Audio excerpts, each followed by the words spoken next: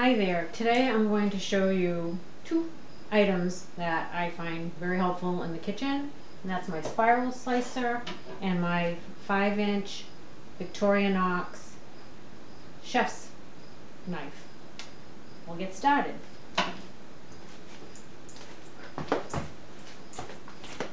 Get a nice zucchini that's pretty straight and small. Cut off the end. And then try to cut it in half, making it manageable. Unscrew it.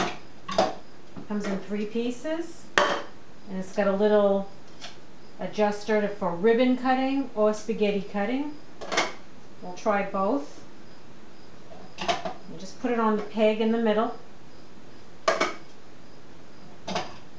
Cover back on. It's got some little holders in the bottom. Keep it in place. And then you just turn. And in the bottom, you'll see coming out little spaghetti size, angel hair size pieces of zucchini. Doesn't take very long to get some. I'll take this off and show you. And it's all little spaghetti size pieces. Now, what I like to do is every now and then take a little brush. This is actually from my KitchenAid pasta attachments. I just brush all the little bits out. Now I'll show you how the ribbons look.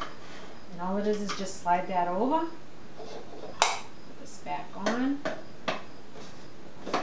Click it into place and turn. No batteries, no plugging in. And the best way I've found to prepare this is a little bit of oil and garlic. Warm that up, pop this in, salt and pepper, and it's good. Good to go. Okay, and at the end you'll end up with these little tiny discs, which I just cut up into little pieces.